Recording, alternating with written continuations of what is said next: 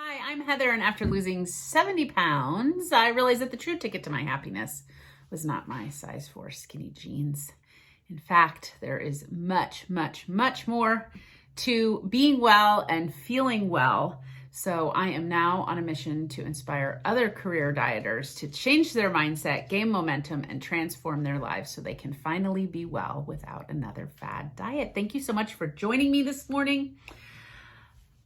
I've had about 3, 4, 5 ideas. What can we talk about? What do we need to hit? Here we are on sort of in the middle of the first month of the year. But nonetheless, if you're watching this in September, the topic will still be timely. But I'm keenly aware that a lot of you, and this happens any time of the year, not just in January, have fallen prey to maybe your resolutions or your lofty goals. And why is that? Why do so many people come to me and say, Heather, I just can't get started again. I just am having trouble. I just need to get my mind in the game. Well, yeah, you do. And that's not going to happen on your own. It's just not. If it could happen on your own, I mean, some people can make it happen, but they have the right tools. You don't have all the tools yet to make that happen on your own. So you start, whatever it is, diet, whatever, and a huge new project, and you start it, and then it just sort of, stress comes or something happens, and then you have a day where it falls apart. And then it becomes 2 days where it falls apart, and 3 days and 4 days and 5 days. And pretty much then we're feeling defeated and shame and regret and all of the things that feel yucky, right? So I am here to talk about the need to scale back, way back. Y'all are trying to do way too much and expecting a gold medal. Okay? Now, with the exception of a few people I know in my life that are Olympians or top of their game, you'll need to just tap the brakes, okay? No one said that it had to be perfect, okay? If they did, you're talking to the wrong people. You got the wrong people in your circle, okay? Doing too much is never going to work. Because when you're doing too much and you're trying to make it all perfect, it's really just never happened. So every day at the end of the day, when you do too much and you tried to make it perfect, you feel defeated and you feel like, what the heck? Now, I'm not saying that you can't accomplish a lot. Highly resourceful, effective folks who are very good at time management can accomplish a ton in a day. I am often one of those people. But I also have days where I don't get diddly squat done. And I sort of have to laugh at those days. It bugs me because that's just not my nature. But to be a highly effective person, you have to scale back. You really have to scale back.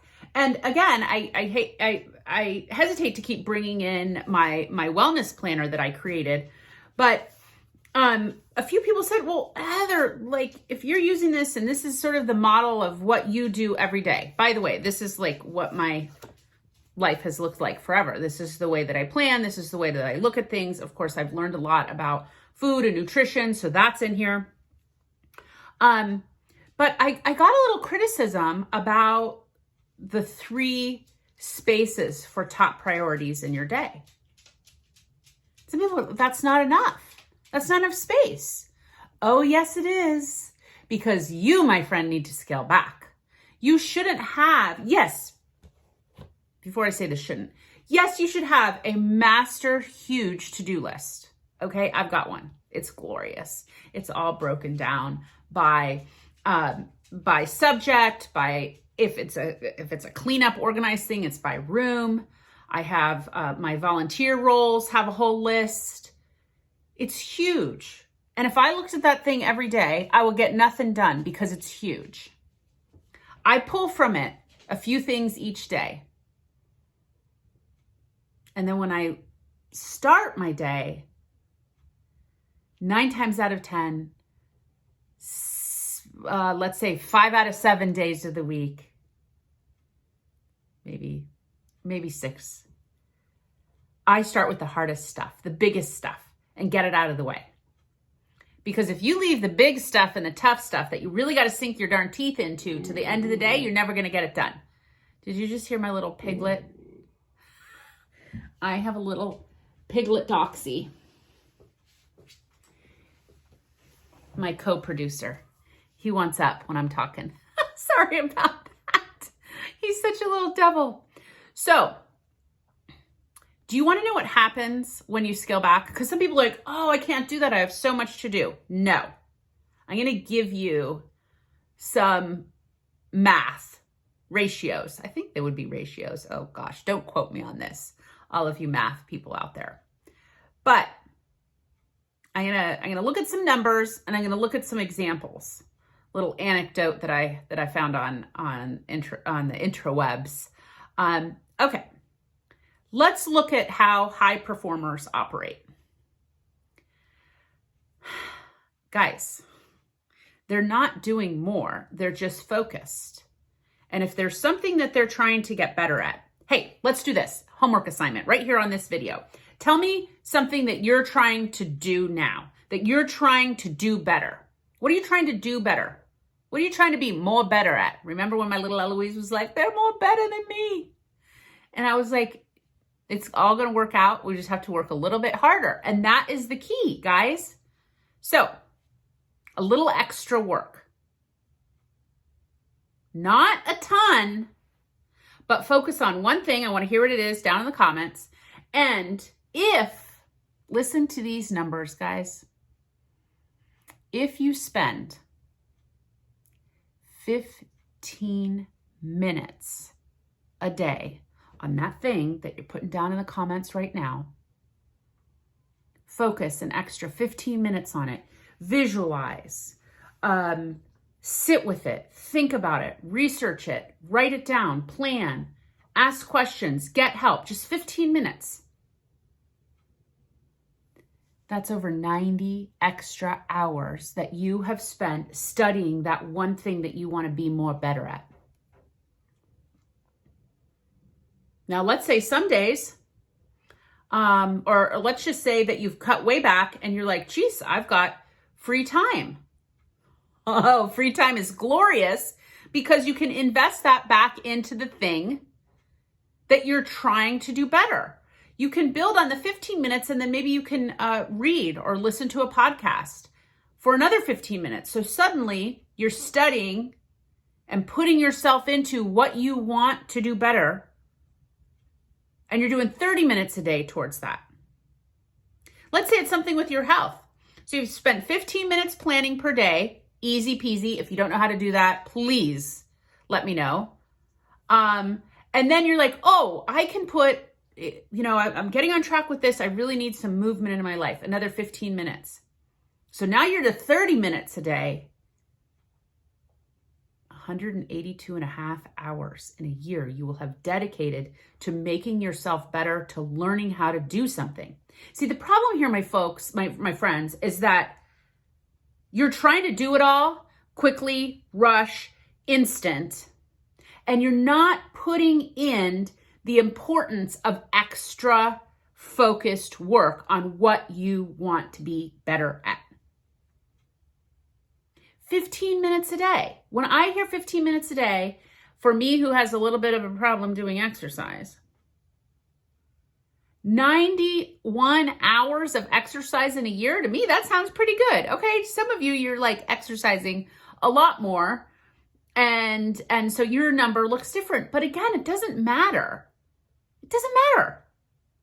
If you can commit to 15 minutes and your buddy can commit to 2 hours next to you, don't worry. Just stay in your own lane, stay focused, and rack up that time.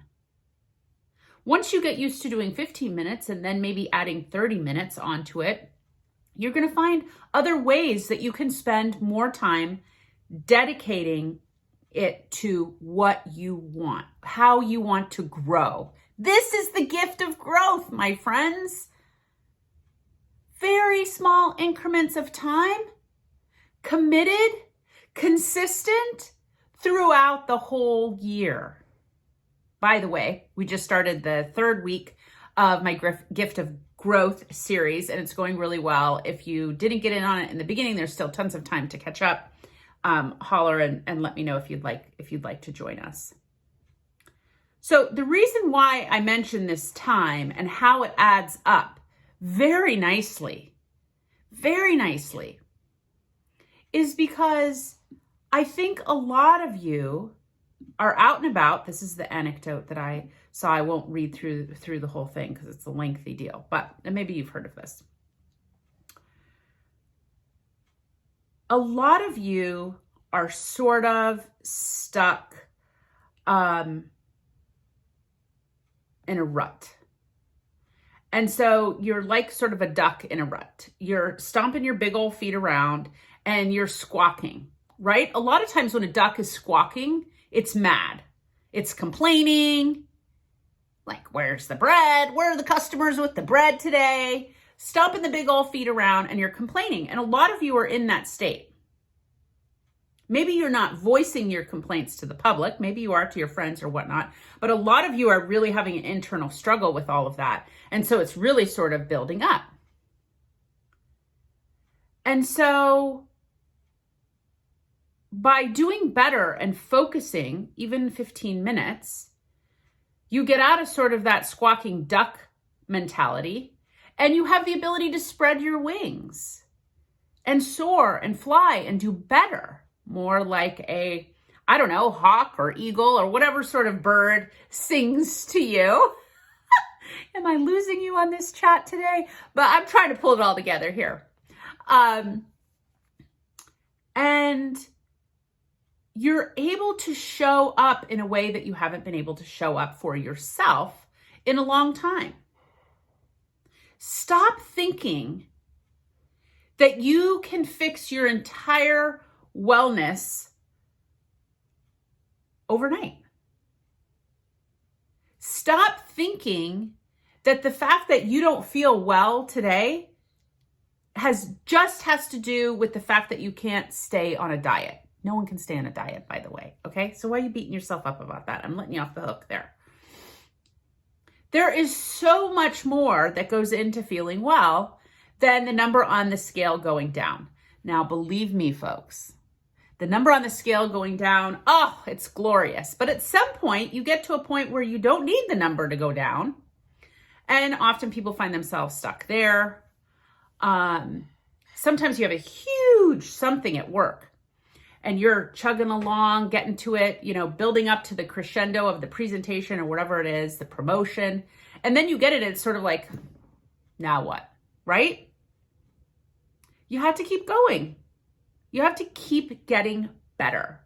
And many of you are just stuck, flapping your big old duck feet around and squawking about how you're stuck and you can't get it done.